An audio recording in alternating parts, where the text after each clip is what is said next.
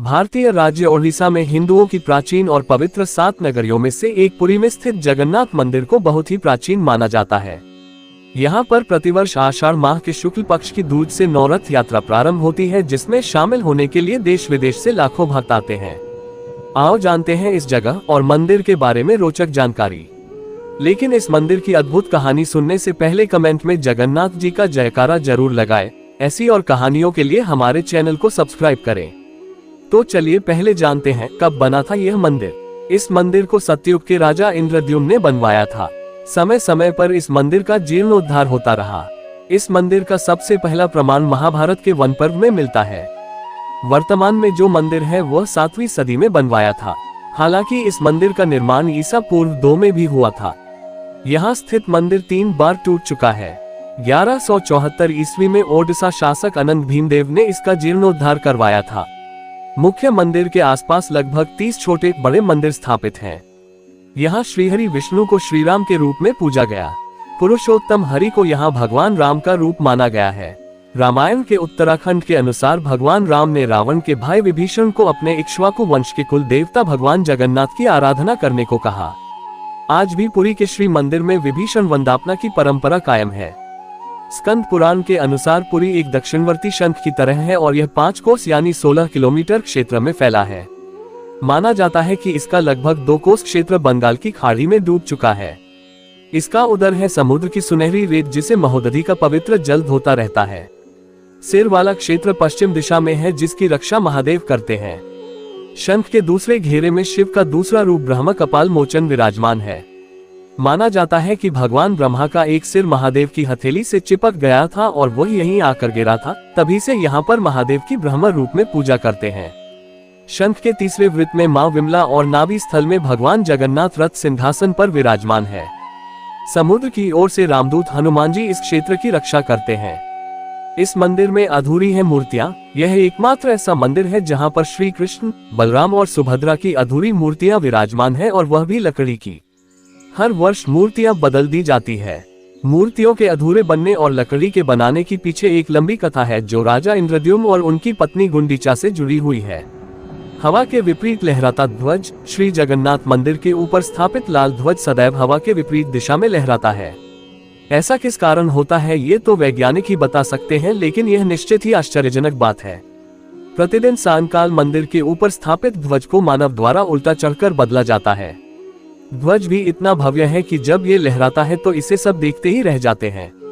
ध्वज पर शिव का चंद्र बना हुआ है, नहीं बनती गुंबद की छाया। मंदिर के पास खड़े रहकर इसका गुंबद देख पाना असंभव है।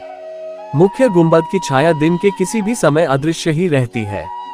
भारत का सबसे भव्य मंदिर। ये भारत का सबसे भव्य और ऊंचा मंदिर है। यह मंदिर 4 लाख वर्ग फुट क्षेत्र में फैला है और इसकी ऊंचाई लगभग 214 फुट है। चमत्कारिक सुदर्शन चक्र। पुरी में किसी भी स्थान से आप मंदिर के शीर्ष पर लगे सुदर्शन चक्र को देखेंगे तो वह आपको सदैव अपने सामने ही लगा दिखेगा। इसे नीलचक्र भी कहते हैं। यह अष्टधातु से निर्मित है और अति पावन और पवित्र माना जाता है। हवा की दिशा। सामान्य दिनों के समय हवा समुद्र से जमीन की तरफ आती है और शाम के दौरान इसके विपरीत, लेकिन पुरी में इसका उल्टा होता है। अधिकतर समुद्री तटों पर आमतौर पर हवा समुद्र से जमीन की ओर आती है, लेकिन यहाँ हवा जमीन से समुद्र की ओर जाती है। गुंबद के ऊपर नहीं उड़ते पक्षी। मंदिर के ऊपर गुंबद के आसपास अब तक कोई पक्षी उड़ता हुआ नहीं देखा गया। इसके ऊपर से विमान नहीं उड़ाया जा सकता। मंदिर के शिखर के पास पक्षी उड़ते नजर नहीं आते, जबकि देखा गया है कि भारत के अधिकतर मंदिरों के गुंबदों पर पक्षी बैठ जाते हैं या आसपास उड़ते हुए नजर आते हैं। हालांकि कि यह भी कहा गया है कि जिस भी दिन ऐसी घटना घटेगी, समझना अशुभ समय प्रारंभ हो गया है। दुनिया का सबसे बड़ा रसोई घर। 500 रसोइये 300 सहयोगियों के साथ बनाते हैं भगवान जगन्नाथ जी का प्रसाद। लगभग 20 लाख भक्त कर सकते हैं यहाँ भोजन। मंदिर के अंदर पकाने के लिए भोजन की मात्रा पूरे वर्ष के लिए रहती है। प्रसाद की एक भी मात्रा कभी भी व्यर्थ नहीं जाती। कहा जाता है कि मंदिर में प्रतिदिन प्रसाद 20,000 लोगों के लिए ही बनाया जाता है, लेकिन त्योहार वाले दिन 50,000 लोगों के लिए बनाया जाता है। लेकिन कहा जाता है कि यदि किसी दिन लाखों लोग भी आ जाए तो भी वह प्रसाद ग्रहण करके ही जाते हैं। अजीब तरीके से ही पकता है चावल। मंदिर की रसोई में प्रसाद पकाने के लिए 7 बर्तन एक दूसरे पर रखे जाते हैं और सब कुछ लकड़ी पर ही पकाया जाता है। इस प्रक्रिया में सबसे ऊपर रखे बर्तन में सामग्री पहले पकती है, फिर नीचे की तरफ एक के बाद एक पकती जाती है। सबसे ऊपर रखे बर्तन का खाना पहले पक जाता है न हैरान कर देने वाली बात। समुद्र की ध्वनि। मंदिर के सिंहद्वार में पहला कदम प्रवेश करने पर ही मंदिर के अंदर से आप सागर द्वारा निर्मित किसी भी ध्वनि को नहीं सुन सकते। आप मंदिर के बाहर से एक ही कदम को पार करें, तब आप इसे सुन सकते हैं। इसे शाम को स्पष्ट रूप से अनुभव किया जा सकता है। रूप बदलती मूर्ति। यहाँ श्री कृष्ण को जगन्नाथ कहते हैं। जगन्नाथ के साथ उनके भाई बलभद्र, बलराम और बहन सुभद्रा विराजमान हैं। तीनों की ये मूर्तियां लकड़ी की बनी हुई हैं। यहाँ प्रत्येक 12 महीने में एक बार होता है प्रतिमा का नवकलेवर। मूर्तियां नई जरूर बनाई जाती हैं, लेकिन आकार और रूप वही रहता है। कहा जाता है कि उन मूर्तियों की पूजा नहीं होती, केवल दर्शनार्थ रखी गई हैं। हनुमान जी करते हैं जगन्नाथ मंदिर की समुद्र से रक्षा। जी हाँ, माना जाता है कि 3 बार समुद्र ने जगन्नाथ जी के मंदिर को तोड़ दिया था। कहते हैं कि महाप्रभु जगन्नाथ ने वीर मारुति हनुमान जी को यहाँ समुद्र को नियंत्रित करने हेतु नियुक्त किया था, परंतु जब तब हनुमान भी जगन्नाथ, बलभद्र एवं सुभद्रा के दर्शनों का लोक संवरण नहीं कर पाते थे।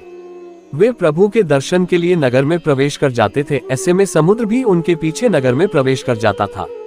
केसरी नंदन हनुमान जी की इस आदत से परेशान होकर जगन्नाथ महाप्रभु ने हनुमान जी को यहाँ स्वर्ण बेड़ी से बांध दिया।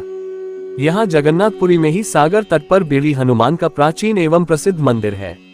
भक्त लोग बेड़ी में जकड़े हनुमान जी के दर्शन करने के लिए आते हैं। ये थे मंदिर के कुछ रहस्य। कहते हैं कि मंदिर के एक नहीं हजारों रहस्य है। यहाँ कई रहस्यमयी किताबें, ग्रंथों के साथ रखे खजाने की बात भी कही जाती है। एक ऐसा भी समय था जबकि सैकड़ों वर्षों के लिए मंदिर रेत में दब गया था और भविष्यवाणी है कि आने वाले समय में भी ऐसा होने वाला है।